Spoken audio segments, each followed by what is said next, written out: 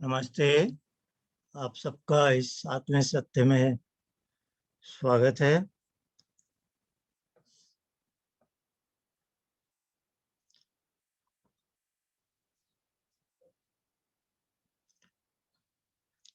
पिछले सप्ताह हमने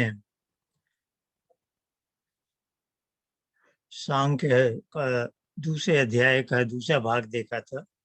33 से लेकर 47 तक सूत्र थे और देखा था कि हमारी जो बुद्धि पर वृत्तियां आती हैं, जिससे निवृत्त होना है। 34वें सूत्र में था कि उससे निवृत्त होने से स्व में स्थित हो जाते हैं, स्वस्थ। तो वो वृत्तियां कहाँ से आती हैं? एक तो वर्ग है, पहला वर्ग इंद्रियों से डायरेक्ट। दूसरा था कि जो अदृष्ट संस्कार हैं इस जन्म के और जन्म जन्मांतरों के, जो अहंकार में हैं, वहां से अदृष्ट उल्लासा वहां से आती रहती हैं और बुद्धि में ये सब प्रस्तुत होता है। आज हम जो आगे बढ़ना चाहते हैं, जैसा हमने देखा है कि हमारा जो आत्म तत्व है, इसके पास 3 शक्तियां हैं, ज्ञान, भोग और कर्म की।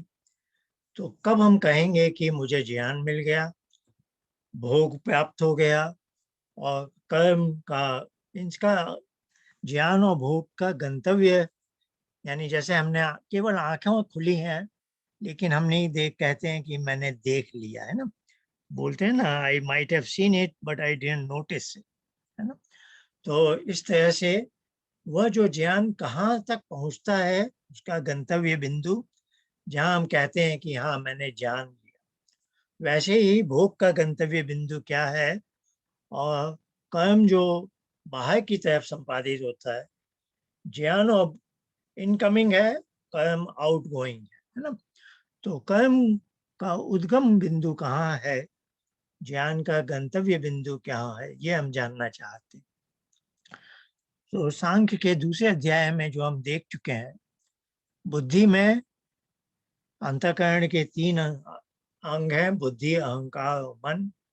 बुद्धि हमें निश्चयात्मक वृत्ति का ज्ञान कराती है, तो यही स्पष्ट है कि ये ज्ञान का गंतव्य बिंदु। अहंकार में हमारे पास जो कुछ भी पिछला हो चुका है, जो पूर्व ज्ञान है, या पहले हम भोग चुके हैं पूर्व भोग, या पहले कोई मैंने कर्म किया है, ज्ञान, भोग और कर्म जो पहले हो चुके हैं भूतकाल, उसकी कहीं कॉपी बना के पड़ी रहती है, वह इकाई है अहंकार। पूर्व ज्ञान का नाम है स्मृति, पूर्व भोग का नाम है वासना, और पूर्व किए गए कर्म का जो उसके इम्प्रेशंस हैं उसको कहते हैं संस्कार।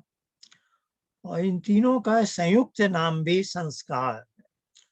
तो ये देखना पड़ता है कि किस प्रसंग में ऋषि क्या बोल रहे हैं, और ये केवल इसी जन्म के नहीं है बल्कि पूर्व जन्मों के भी है।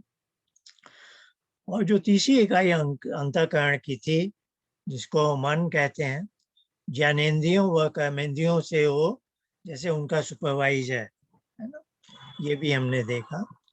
और एक जिसके कारण बड़ा कंफ्यूजन होता है, ये पूरे अंतःकरण को, जिसकी ये 3 इकाई है, इसको भी कभी पूरे अंतःकरण को भी मन बोलते हैं, और अंतःकरण की इस तीसरी इकाई को भी मन बोलते हैं।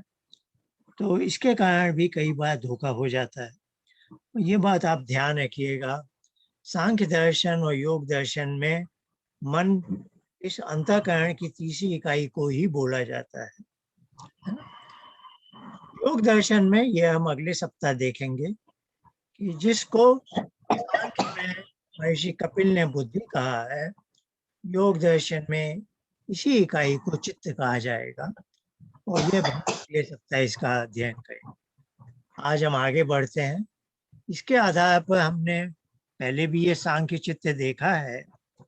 आज मैं इसलिए लाया हूँ कि अभी पिछले दिनों मुझे कुछ पता चला है कि आप में से कई बहुत स्वाध्यायशील हैं और दूसरों ग्रंथों का, ये दूसरी तरफ से देखी सुनी बातें भी मेरे सामने प्रस्तुत करते हैं, तो उनसे मुझे पता चला है कि ऐसी भी भ्रांतियां चल रही हैं, जो मेरे लिए बड़े आश्चर्य की बात है, क्योंकि मैंने अपने जीवन में सांख्य का अध्ययन लगभग 42-45 वर्ष पहले किया था। तो मेरा बड़ा लंबा अध्ययन है सांख्य योग दर्शन का, और मुझे कभी ऐसी कल्पना भी नहीं थी कि ऐसी भी भ्रांति हो सकती है। तो मेरे लिए तो बड़ा ये सहज है, ये सांख्य चित्त है, जिसमें ये जो पुरुष है, जो आत्म तत्व है बाईं तरफ, ये बुद्धि का प्रतिसंवेदी है, जो योग दर्शन के भाष्य में कई बार आया। और पिछली बार हमने सांख्य का द्वितीय अध्याय का जो अंतिम सूत्र देखा, उसमें भी था कि बुद्धि की ही प्रधानता है। मैंने यहाँ उदाहरण भी दिया, जैसे यह पुरुष राजा है, बुद्धि प्रधानमंत्री है, तो राजा का व्यवहार प्रधानमंत्री से होता है। फिर प्रधानमंत्री का काम है कि राजा की संतुष्टि के लिए जो जो आवश्यक काम करने हैं वो अपने अधीन अन्य इकाइयों से करवाने हैं, और राजा का व्यवहार केवल बुद्धि से होता है। तो अभी मैं जो संकेत दे रहा था कि पिछले दिनों मुझे पता चला है कि कुछ लोगों के मन में ये भी भ्रांति है कि पुरुष का व्यवहार अहंकार से भी हो जाता है डायरेक्ट, और मन से भी हो जाता है डायरेक्ट। यहाँ मन शब्द इस तीसरी इकाई के लिए है, तो जैसा आप चित्र में देख रहे हैं, ऐसा हो नहीं सकता। यह मैं बार बार कहता हूँ, यह सीरियल कनेक्टिविटी है। जो थोड़ा इलेक्ट्रिकल इंजीनियरिंग वगैरह देख चुके हैं जानते हैं, उसके सर्किट होते हैं, वहाँ कुछ कनेक्शन सीरीज में होते हैं, कुछ पैरेलल में होते हैं। तो इस भाषा को समझिए, सीरियल कनेक्टिविटी है, जिसको महर्षि व्यास भी इंद्रिय प्रणाली बोल रहे हैं। प्रणाली का अर्थ है जैसे एक नाली है, एक पाइपलाइन है। इसमें पुरुष का व्यवहार मात्र बुद्धि से ही होता है।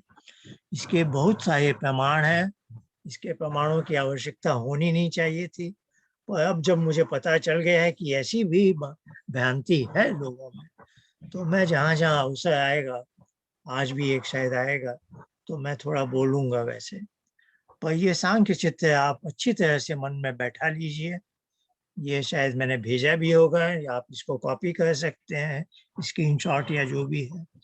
या हुआ तो मैं आज अपने अपने जो ग्रुप में भी डाल दूंगा, ताकि आपके पास ये सबके पास पहुंच जाए।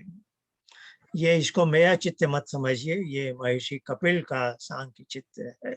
हाँ, ये कह सकते हैं जैसा मैंने समझा है, तो मुझे लग रहा है हम उसके साथ पूरा न्याय करें। आइए, अब हम गंतव्य बिंदु की बात कर रहे थे, तो ज्ञान के बारे में। ज्ञान का गंतव्य बिंदु हम दूसरे अध्याय के 13वें सूत्र में देख चुके हैं, जो अभी भी हमने देखा कि जब इंद्रियों से प्राप्त विषय का ज्ञान जो भी है, रूप रस गंध स्पर्श आदि, वह मन को मिला, मन ने अहंकार को दिया, अहंकार ने बुद्धि को दिया, और बुद्धि पर आ गया, तो बुद्धि प्रतिसंवेदी होने के कारण मुझे वह ज्ञान प्राप्त हो गया। अतः ज्ञान का गंतव्य बिंदु है बुद्धि। अब भोग के बारे में बात कर रहे हैं। सांख्य के पहले अध्याय का एक सूत्र है, 104 उसका नंबर है, क्रम है, चिद अवसानो भोग।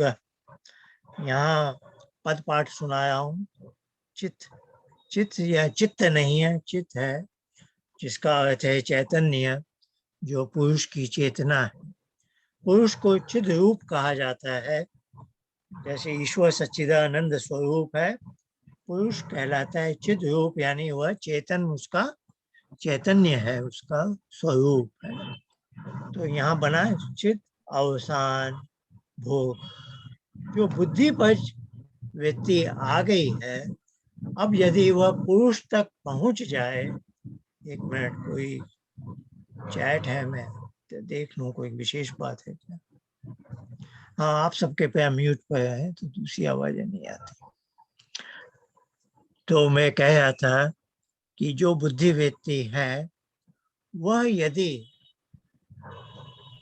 गिर पड़े या उसको पुरुष ने उसका आलिंगन कर लिया, यदि उसने कर लिया, तब वह भोग बन जाती है उसका। यदि पुरुष पर अवसान हो गया, यह ऐच्छिक है, यह होना अनिवार्य नहीं है, इस बात का आप ध्यान रखिएगा। और यह ऐच्छिक है, अनिवार्य नहीं है। इसमें दूसरे अध्याय के 33वें सूत्र का क्लिष्ट और अक्लिष्ट व्यक्ति वाला रहस्य छिपा है। यदि क्लेश से वो व्यक्ति उत्पन्न हुई थी, तब पुरुष उसका आलिंगन कर लेगा और तब यह उसका भोग हो जाएगा। यदि यह व्यक्ति क्लेश से उत्पन्न नहीं हुई थी, तो यह मात्र ज्ञान व्यक्ति बनी रहेगी, यह भोग व्यक्ति नहीं बनेगी। हर ज्ञान व्यक्ति भोग व्यक्ति नहीं बनती है। ये बहुत महत्वपूर्ण बिंदु है, कृपया इसको गांठ बांध लें। बुद्धि तक पहुंचती है वह ज्ञान व्यक्ति है। हर ज्ञान व्यक्ति भोग व्यक्ति नहीं बनती। भोग व्यक्ति वही बनेगी जब पुरुष उसे आलिंगन कर लेगा, उसको ओढ़ लेगा। इसको मैं हिंदी में मैं नहीं जानता किन शब्दों में कहूँ, अंत में मैं महर्षि कपिल का ही शब्द कहूंगा। यदि बुद्धि व्यक्ति का पुरुष पर अवसान हो गया, तो वह भोग व्यक्ति बन गई, अन्यथा वह भोग व्यक्ति नहीं बनती। तो भोग होना आवश्यक नहीं। अब आइए हम कर्म पर आते हैं। तो इसके दूसरे अध्याय के 14वां सूत्र बुद्धि के बारे में था। वहां हमने पढ़ा था तत्कायम धर्मादि, बुद्धि के बारे में है। तत् शब्द बुद्धि के लिए है 13वें सूत्र का। और शाम में क्या बुद्धि मतलब का होता है? कार्य है, सत्संग। एक मिनट मैं उसके फिर से अंदर देख लूं। एक मिनट, मैंने म्यूट कर दिया, मैंने म्यूट कर। अच्छा, मैंने कहा कि बुद्धि का ज्ञान व्यक्ति आ गई है बुद्धि पर। अब बुद्धि पूर्वक विचार करके वह पुरुष निर्णय लेता है, मेरा क्या काम है, मेरा क्या धर्म है। धर्म रिलीजन नहीं है। मुझे क्या करनी है, मेरा क्या कर्तव्य है, मैं क्या करना चाहता हूँ। तो बुद्धि का ये काम है। बुद्धि ने निश्चय किया, उसके द्वारा धर्मादि का ज्ञान हुआ, अर्थात मैंने कर्म करने का निर्णय किया। किसी की बुद्धि दुष्ट हो, दूषित हो चुकी है, तो उसके लिए अगला सूत्र आता है महतुपरागाद विपरीतम। लेकिन वह भी बुद्धि पूर्वक ही निर्णय करता है, लेकिन धर्म के बदले अधर्म करने का। चाहे जो भी हो, बुद्धि पूर्वक इसने निर्णय कर लिया। इसको हम कहेंगे conscious decision of an action. Conscious decision, यह बुद्धि पूर्वक निर्णय किया गया है। अब यहाँ पर क्या होता है, अब मैं अगले चित्र पर ले जा रहा हूँ। ये भी सांख्य चित्र है, तो यहाँ मैंने कुछ ये ज्ञान बिंदु यहाँ तक पहुंचा, भोग यहाँ तक पहुंचता है, भोग का गंतव्य, किंतु यह ऐच्छिक है, यह अनावश्यक, यह अनिवार्य नहीं। अब हम कर्म की बात कर रहे हैं। कर्म का निर्णय लिया जाए बुद्धि के स्तर पर, तत्कार्यम धर्मादि, चाहे वह धर्म का हो अधर्म का हो, दोनों ही प्रकार के कर्मों का निर्णय, अर्थात कर्म का उद्गम है बुद्धि। अब जब इसने बुद्धि ने निर्णय ले लिया, तो एक स्विच जैसे ऑन हो गया, अब यह काम करना है। तो पिछली स्लाइड में मैंने उदाहरण दिया था कि जैसे, एक उदाहरण दे रहा हूं, कर्म का निर्णय बुद्धि द्वारा, यह नीले रंग में जो लिखा है, फिर उसे उस कर्म को चलायमान रखना, यह अहंकार के द्वारा होता है। अब एक उदाहरण दे रहा हूं, जैसे घर से उद्यान में टहलने जाना। जैसे समझिए मैं घर में बैठा हुआ हूँ, अब मैंने अपने आप निर्णय लिया, अब मैं घर के पास एक उद्यान है, वहां टहलने जाना चाहता हूँ। तो यह जो निर्णय लिया, यह बुद्धिपूर्वक निर्णय लिया। मैं अपनी कोशिश से खड़ा हुआ बुद्धिपूर्वक। तो बुद्धि ने अहंकार को संचालित किया, अहंकार ने कर्मेंद्रियों को संचालित किया। लेकिन मैं जब घर के बाहर निकल गया, सड़क पार कर ली, अभी मैं बुद्धिपूर्वक देख रहा हूँ कोई दुर्घटना न हो जाए, इत्यादि इत्यादि। अब मैं उद्यान के अंदर प्रवेश कर चुका हूँ, वहाँ कोई दुर्घटना की संभावना नहीं है। अब बस एक गोल चक्कर में मुझे घूमते रहना है। अब मैं बुद्धिपूर्वक वह चल नहीं रहा हूँ, लेकिन मेरे पैर चल रहे हैं। अब बुद्धिपूर्वक मैं शायद फ़ोन निकाल के अपने एक मित्र से बात कर रहा हूँ, लेकिन मेरे पाँव चल रहे हैं। तो अब मेरे जो पाँव चल रहे हैं, उनको बुद्धि नहीं चला रही है, उनको अहंकार चला रहा है। तो इसी का ये सूत्र है, छठे अध्याय का 54वां, अहंकार कर्ता न पुरुषः। अर्थात कर्मों का कर्ता अहंकार है, न कि पुरुष।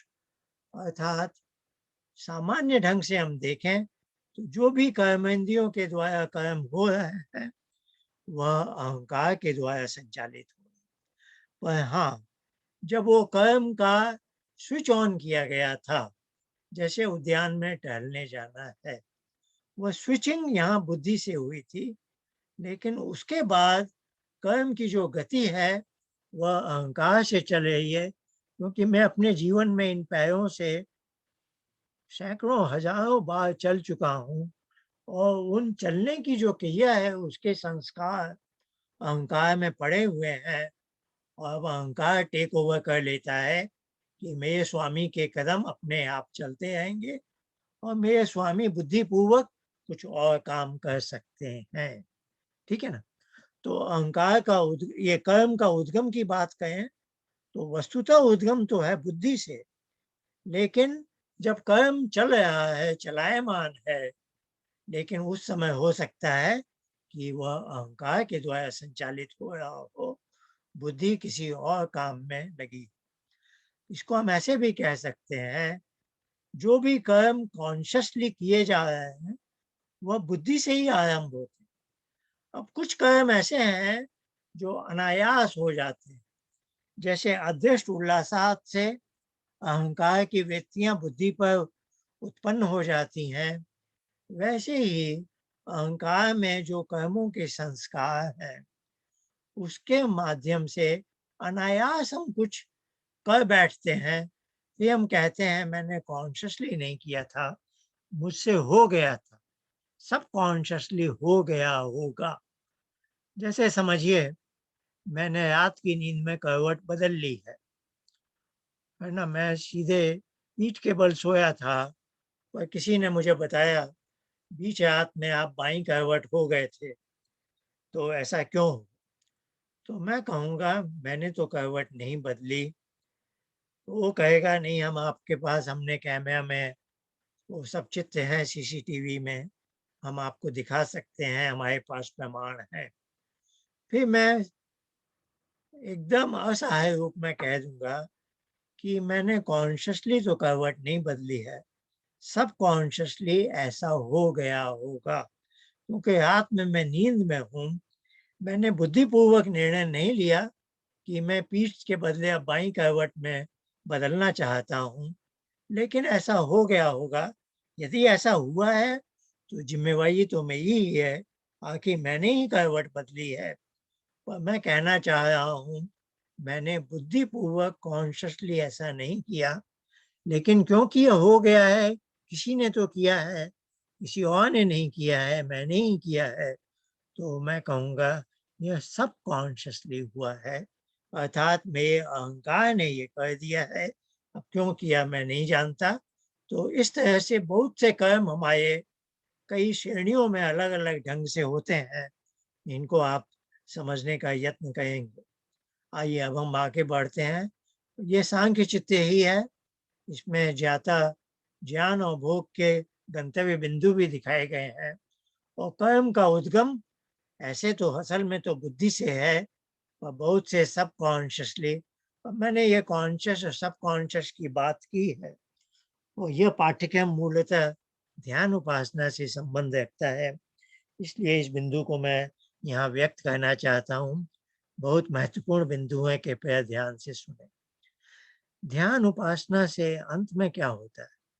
जैसे मुझे कोई मोटिवेशनल टॉक सुनने को आज मिल जाए कि मुझे क्रोधित नहीं होना चाहिए, इससे मेरे और मेरे पत्नी के बीच के दाम्पत्य संबंध बिगड़ जाते हैं। तो मुझे अपने क्रोध पर नियंत्रण करना। और वह मोटिवेशनल स्पीकर ने मुझे कुछ टिप्स दे दी कि क्रोध को कम करने के क्या-क्या उपाय हैं, इसको आप दैनिक जीवन में कीजिए। तो अब ये क्रोध का जो व्यवहार है, मैं असल में क्रोधित नहीं होना चाहता। तो बुद्धि के स्तर पर मैं हमेशा चाहता हूँ मेरा व्यवहार, विशेषकर मेरी पत्नी के साथ, माधुर्य वाला हो, मधुरता वाला हो। मैं क्रोधित नहीं होना चाहता। लेकिन मैंने देखा है कि जीवन में कभी-कभी जल्दबाजी में, हड़बड़ी में मैं क्रोधित हो जाता हूँ, वह भी एक सच्चाई है। मेरी आवाज़ तेज़ हो जाती है, वाणी में एक तरह का परिवर्तन, मेरी भाव-भंगिमा बदल जाती है। मैं ये नहीं कह सकता कि मैं कभी क्रोधित नहीं होता, परंतु हाँ, बुद्धिपूर्वक विचार करूँ तो मैं क्रोधित नहीं होना चाहता। पर जल्दबाजी में कभी एकदम रिएक्ट कर जाते हैं हम, तो ये अहंकार में जो क्रोध के संस्कार हैं, वो अनायास निकल जाते हैं और मैं गलत व्यवहार अपनी धर्मपत्नी के साथ कर बैठता हूँ। ये एक सच्चाई है, बहुतों के साथ होती होगी। अब वो मोटिवेशनल स्पीकर की आज मैंने बात सुनी, मुझे थोड़ी प्रेरणा मिली कि मैं इस तरह से अपने जीवन में, अपने व्यवहार में परिवर्तन ला सकता। यह एक पक्ष है, दुनिया में ये भी चल रहा है। हम जो ध्यान उपासना को देखते हैं, विश्वानि द्वैतानि पराशुः, यद् भद्रं तन्नाशुः, तो इसमें एक बड़ा रहस्य छिपा हुआ है।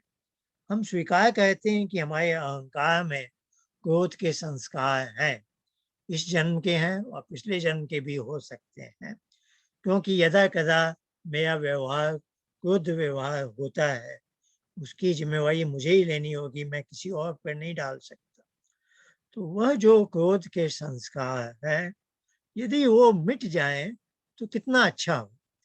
तो अब ये जो मोटिवेशनल स्पीकर की बात अपनी जगह सही है, किंतु वैदिक ऋषि का कहना है कि जब हम ध्यान उपासना में आगे बढ़ जाते हैं, तो ईश्वर की कृपा से क्या होता है, मेरे अहंकार में जो क्रोध के संस्कार हैं, वो धुल जाते हैं, वो मिट जाते हैं, हट जाते हैं। और धीरे-धीरे मेरे व्यक्तित्व में परिवर्तन, मैं इस बात पर चर्चा कर चुका हूँ। अहंकार है मेरा व्यक्तित्व, इसी में से मेरा अहम, अहम यहाँ घमंड वाला नहीं है, मेरी आईनेस, मेरा जो व्यक्तित्व है, वह इसी में समाया हुआ है। यदि इसमें क्रोध के भी संस्कार हैं, तो मेरा व्यक्तित्व में क्रोध का एक अंग है, इसको मैं अस्वीकार नहीं कर सकता। लेकिन जैसे-जैसे मोटिवेशनल स्पीकर की बात भी सही है, मैं उसकी बात को भी सुनकर अपना सकता हूँ। लेकिन यदि मैं ध्यान और उपासना में आगे बढ़ गया, तो ये भी होना आवश्यक है कि ये जो द्वैतानियाँ, ये जो दुर्गुण, दुर्व्यसन आदि हमारे अंदर हैं, ये धुल जाते हैं और मेरे व्यक्तित्व में परिवर्तन आ जाता है। फिर एक दिन ऐसा आ जाता है कि किसी ने मेरे साथ ऐसा किया, कुछ किया, स्टिमुलस वही है, लेकिन रिस्पॉन्स में मैंने क्रोध का संपादन नहीं किया, मैंने क्रोध नहीं दिखाया, क्योंकि उपासना के बल पर अब मैं बदल गया। तो ये सब बहुत मनुष्य का, आप जानते हैं मनुष्य बहुत ही कॉम्प्लेक्स प्राणी है और ये सारी कॉम्प्लेक्सिटी हमारे माइंड में है, हमारे अंतःकरण में है। इसके एक तरह से हम असहाय भी हैं और एक तरह से हम इसके स्वामी भी हैं। तो कहने का आशय था कि मैं कॉन्शियसली उपासना मार्ग पे चलकर अपने सबकॉन्शियस माइंड को बदल सकता हूँ कि सबकॉन्शियस माइंड में जो भी अनवांटेड चीज़ें हैं, अनिश्चित हमारे संस्कार हैं, वो भी मिट सकते हैं। आइए हम आगे बढ़ते हैं। अब अध्याय 6 में मैं थोड़े से, ये 5 स्लाइड मैंने बनाई हैं, समय तेज़ी से जा रहा है, मैं बहुत तेज़ी से जाऊँगा, है ना?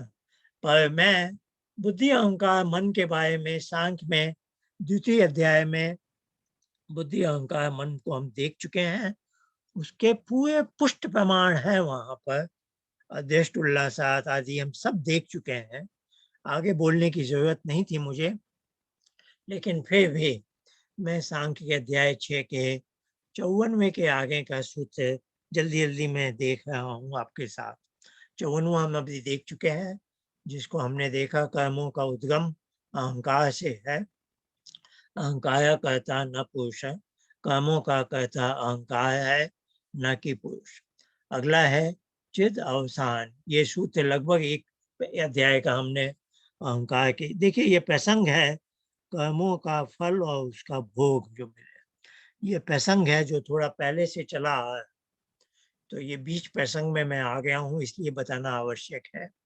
तो ये सूत्र 55वां बताया है, चिद अवसाना भुक्ति, यानी यह जो वृत्तियां हैं इनका चित्त पर अर्थात पुरुष पर अवसान हो तब भोग होता है।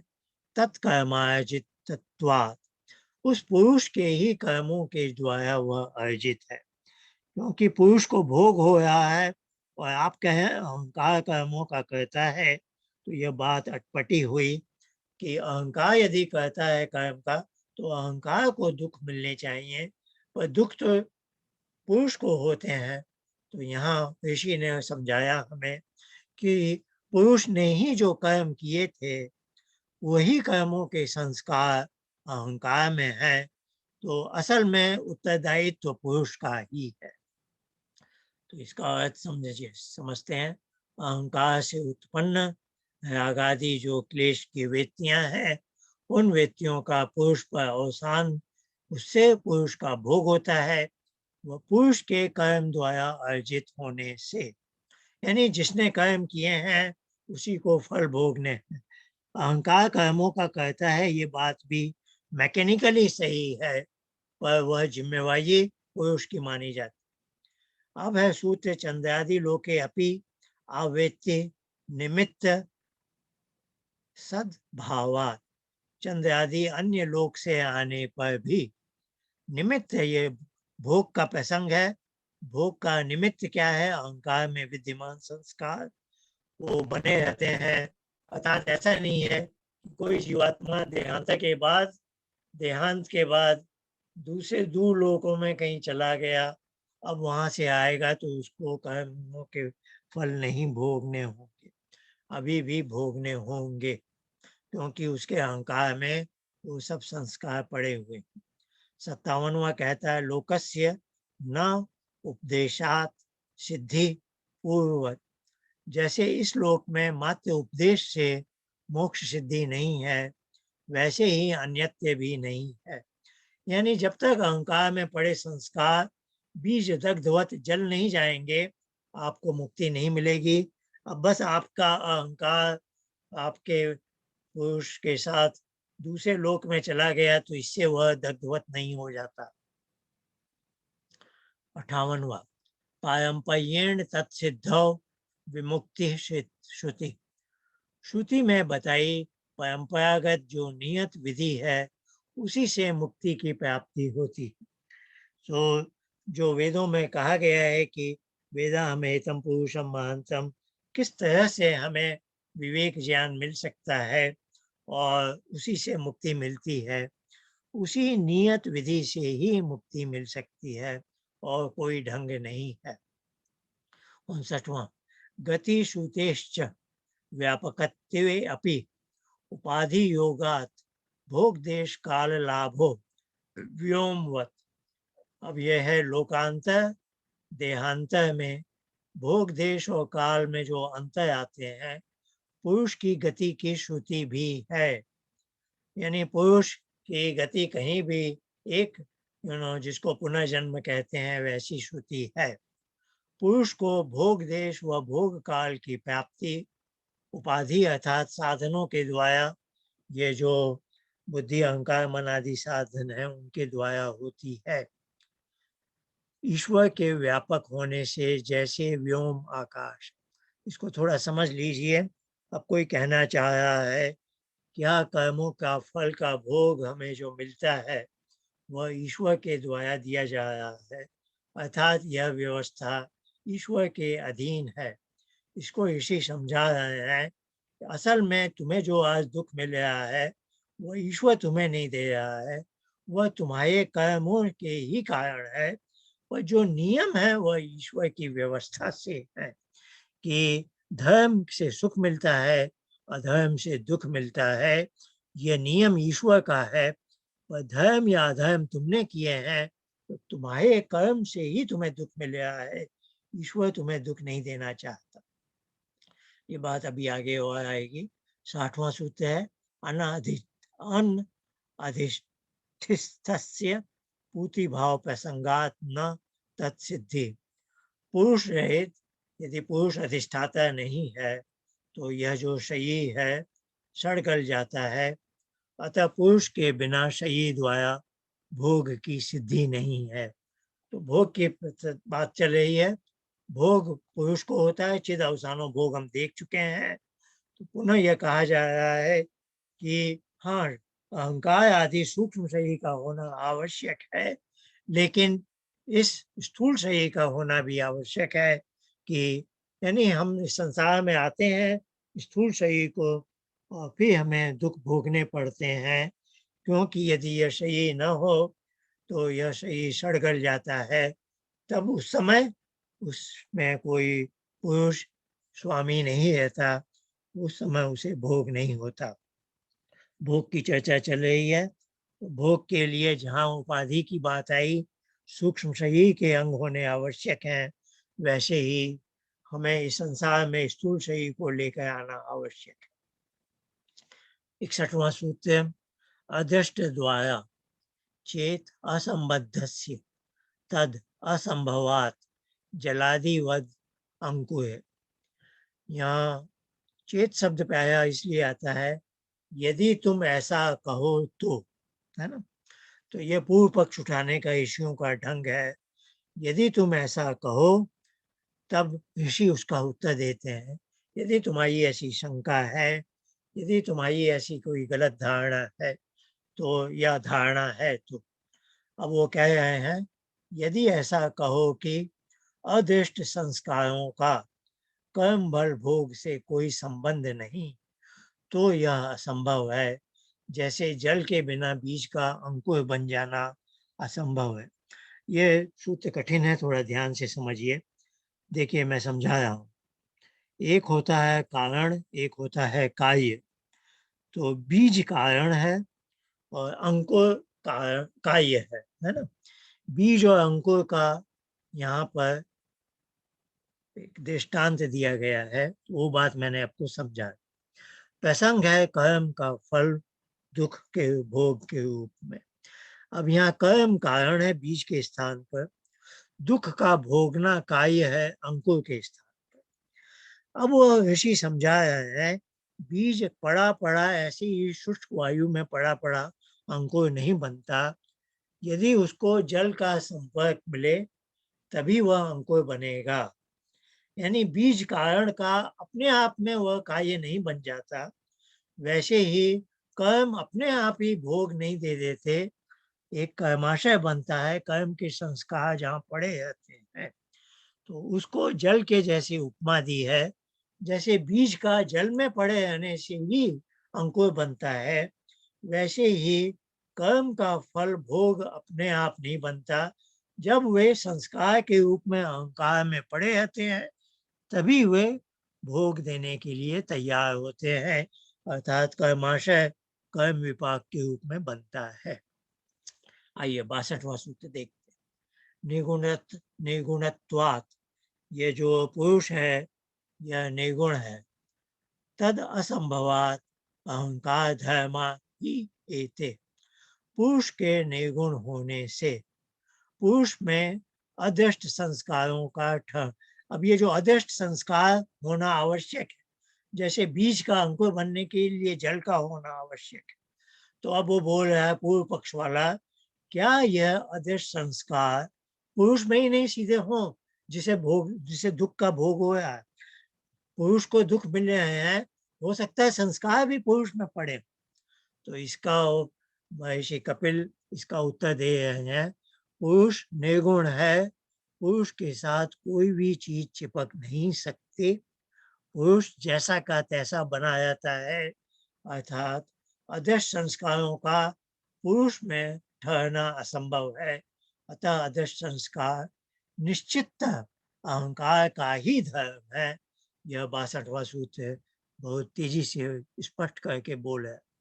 अब 63वां सूत्र बोल रहा है विशिष्टस्य जीवत्वम अन्वय व्यतिरेका। ये हम जैसे मैं आपसे भिन्न हूँ, ये जो मेरी विशिष्टता है हम सबकी, यह पुरुष जीव बन जाता है कब? जब सूक्ष्म शरीर उससे चिपक जाता है ना। तो अब यहाँ जीव शब्द आया है, पुरुष का जीवत्वम कैसे बनता है और तब वह विशिष्टता दिलाता है, उसमें अहंकार के अलावा और कोई संभावना नहीं है। अर्थात अहंकार से ही जीव की विशिष्टता, बिना सूक्ष्म शरीर से संपृक्त पुरुष जीव नहीं कहला सकता, वह पुरुष चैतन्य मात्र है। 64वां सूत्र अहंकार कर्त्य धीना कार्य सिद्धि न ईश्वराधीना प्रमाण अभावात। अब फिर वही बात आ रही है, कर्म का फल भोग के रूप में अहंकार से ही जन्य है, ईश्वर के अधीन नहीं, प्रमाण के अभाव से। अर्थात वही जो बात मैंने अभी थोड़ी देर पहले कही थी, शायद 60वें सूत्र के संदर्भ में, कर्म से के फल के रूप में दुख मिल रहा है और वह कर्म पुरुष ने ही किए हैं इस जीवन में या पिछले जन्म में, और पुरुष के कर्म ही उसे दुख दिला रहे हैं, यह ईश्वर नहीं उसे दुख दिला रहा। तो कर्म फल भोग अहंकार से ही जन्य है, जो उसके ही संस्कार उसने ही उसमें डाले गए हैं, उसका ही पुराना ज्ञान कर्म भोग है, वही संस्कार अहंकार में है। उन्हीं अहंकार के संस्कारों से उसे आज दुख भोगना पड़ रहा है, यह ईश्वर उसे दुख नहीं दे रहा है। फिर जोड़ते हैं इस बात को, ऐसा कोई प्रमाण नहीं है कि ईश्वर दुख देने का कारण है। ईश्वर की व्यवस्था है लेकिन ईश्वर दुख नहीं दे रहा। इस बात को अगले सूत्र में फिर स्पष्ट करते हैं। अदृष्ट उद्भूतिवत समानत्वम, ये थोड़ा लंबा अर्थ मैंने किया है, इसमें वही बात बताई गई है कि ये ईश्वर की व्यवस्था है कि कर्म के संस्कार बनना, कर्माशय का कर्म विपाक और कर्म फल और उससे भोग मिलना, तो वह कर्म फल प्रदाता है, यह व्यवस्था उसकी है। लेकिन एक विशेष कर्म का जो फल दुख रूप में आपको मिल रहा है, उस कर्म के निमित्त आप ही हैं, है ना। तो इसको उन्होंने कहा अदृष्ट के संस्कारों का जन्म ईश्वराधीन है। जैसे जगत के अन्य नियम है, जैसे वर्षा ऊपर से नीचे गिरती है पानी की बूंदे, है ना, वो भी ईश्वर का बनाया नियम है, गुरुत्वाकर्षण का बल है। तो वैसे ही यह जो कर्म फल की मैकेनिक्स है, यह मैकेनिक्स भी ईश्वर के द्वारा बनाई हुई है, वह ईश्वराधीन है। समानत्वम, जैसे जगत के सृष्टि के अन्य नियम है। यहाँ मैंने एक लंबा उदाहरण दिया है समझाने के लिए। कर्म, कर्म के संस्कार, दुख का भोग, यह क्रम है। कर्म और दुख भोगने के मध्य की अवधि तक अहंकार में कर्म के संस्कार पड़े रहते हैं अदृष्ट के रूप में। सूत्र 64 के अनुसार कर्म कारण से दुख कार्य की प्राप्ति में ईश्वर निमित्त नहीं है, दुख का निमित्त कर्म है।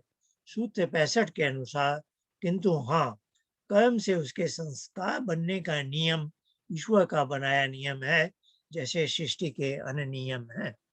कहने का आशय है कि किसी को दुख ईश्वर नहीं देता, ईश्वरीय नियम के अनुसार उसके कर्म ही उसे दुख दिलाते हैं, है ना। फिर इसमें वो बताते हैं 66वां, महतो अन्यत, जैसे महत से अहंकार रूपी कार्य एवं अन्य मन इंद्रियां पांच तन्मात्र, ये सब सृष्टि की प्रक्रिया है। जैसे यह सब ईश्वर के द्वारा है, वैसे ही कर्म से संस्कार, कर्माशय, कर्म विपाक और कर्म फल का भोग भी। 67वां सूत्र कर्म निमित्त, कर्म ही निमित्त है। वह कहते हैं स्वस्वामी भावो अपि अनादि बीजांकुरवत, ये एक अनादि शब्द आता है कि प्रकृति से हम कर्म के माध्यम से कैसे जुड़े हैं। इसमें एक संकेत है कि मोक्ष के बाद भी जहाँ भी अनादि शब्द है, वह अनादि का अर्थ है कि ऐसे शाब्दिक अर्थ तो है जिसका आदि नहीं है, जिसका आदि कारण नहीं बताया जा सकता, उसे भी अनादि कहते हैं। तो कहते हैं जैसे बीज और अंकुर का एक चक्र है, ये अनादि है चक्र, वैसे ही हमारा यह चक्र है कि हम कर्म करते हैं, कर्म के बाद कर्म फल व भोग मिलता है, यह भी एक चक्र अनादि है। बीज से अंकुर व पुनः अंकुर से बीज, जैसे यह चक्र प्रवाह अनादि है, उसी प्रकार पुरुष का प्रकृति से कर्म निमित्त संबंध, अब ये संबंध जैसा बता रहे हैं जैसे मोक्ष के बाद भी अपने आप हो जाता है ना। तो कर्म से कर्म फल भोग, पुनः कर्म फल भोग से आगादि संस्कार के परिणाम स्वरूप कर्म। तो कर्म और कर्म फल भोग और पुनः कर्म, जैसे बीज से अंकुर और पुनः बीज, यह ऐसे चक्र का प्रवाह चलता रहता है। अब यहाँ 6ठे अध्याय का समापन हो रहा है। अविवेक निमित्तो व पंच शिखा। अब उन्होंने महर्षि कपिल ने अपनी बात की कि जैसे बीज और अंकुर का चक्र का प्रवाह है, वैसे कर्म और कर्म के फल के रूप में दुख भोग का चक्र का प्रवाह है, उसी प्रकार का। किंतु वो बता रहे हैं कि मुक्ति के बाद भी यदि कोई आता है तो इसका एक निमित्त अविवेक भी बताया गया है। एक दूसरे आचार्य पंचशिख हैं, उनका ऐसा मत है। अब ये अलग अलग मत बता रहे हैं। कपिल ने अपना मत बता दिया कि कर्म और कर्म फल भोग का चक्र का प्रवाह है। अब वो पंचशिख का मत बता रहे हैं कि अविवेक के कारण मुक्त आत्मा पुनः बद्ध हो जाता है। 69वें में एक तीसरे एक का बता रहे हैं जिनका नाम सनंदनाचार्य है। लिंग शयी निमित्तक इति, बंध का निमित्त लिंग शयी है। मैं इसमें अभी विस्तार से नहीं जा सकता, संकेत दे रहा हूँ प्रकृति का विभू होना, यह सनंदनाचार्य का मत है। जल्दी में बोल पढ़ रहा हूँ मैं। जगत में जो तत्व फैले हुए हैं, इसको टू को एग्जिस्टिंग कंटिन्यूआ समझिए। प्रकृति है, विभू है, ईश्वर उससे भी सूक्ष्म है और सर्वव्यापक कहलाता है, प्रकृति में भी व्याप्त है, सर्वव्यापक है। पुरुष बद्ध अवस्था में प्रकृति से जुड़ा होता है, जिसे लिंग शयी कहा गया है। मुक्त अवस्था में पुरुष ईश्वर से जुड़ा रहता है। ये दो को एग्जिस्टिंग कंटिन्यूआ है। तो पुरुष जब जगत में नहीं है तो या तो प्रकृति से जुड़ा है या ईश्वर से जुड़ा है। ईश्वर से जब जुड़ा है तो वह मोक्ष में है, मुक्ति का आनंद ले रहा है। अन्यथा वह बद्ध है तो प्रकृति से जुड़ा है, जिसको यहाँ लिंग शयी कहा गया है। यद्वा तद्वा, ये अंतिम सूत्र है। तदुच्यते पुरुषार्थ, तदुच्यते पुरुषार्थ। फिर कपिल इसका समापन करें। बंध का जो कोई भी निमित्त हो, वह चाहे यह कर्म और कर्म फल भोग का चक्र हो, या अविवेक हो, या लिंग शयी वाली बात हो, या पतंजलि ने जैसे अनादि दृष्टा और देश का संयोग अविद्या से बताया है। अविद्या हो, जो भी हो, महर्षि कपिल कह रहे हैं कि उस बंध से उच्छेद होना, अर्थात मुक्ति को प्राप्त करना, जिसको कृतकृत्यता कहते हैं, उसका उपाय यही है। क्यों हुआ ये हम नहीं जानते, हम बंध में क्यों आए हैं, लेकिन इस बंध से निकलने का उपाय जो अत्यंत पुरुषार्थ है, विवेक ख्याति है, वही है। अब मुझे ज्यादा बोलने की आवश्यकता नहीं थी, पर कुछ स्लाइड और हैं। चलिए मैं जल्दी में एकदम, ये बुद्धि अहंकार, ये न्याय दर्शन में 4.2.1 में एक सूत्र है, दोष निमित्ता नाम तत्व ज्ञानाद अहंकार निवृत्ति। दोष यहाँ है, राग द्वेष की जो दोष है, उनसे हम धर्म अधर्म के कर्म कर बैठते हैं और उनसे हमें सुख दुख के फल मिलते।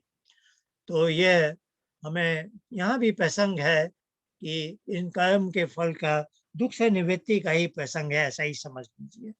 तो इनका निमित्त बताया जा रहा है कि ये राग द्वेष के संस्कार हैं जो अहंकार में बैठे हुए हैं।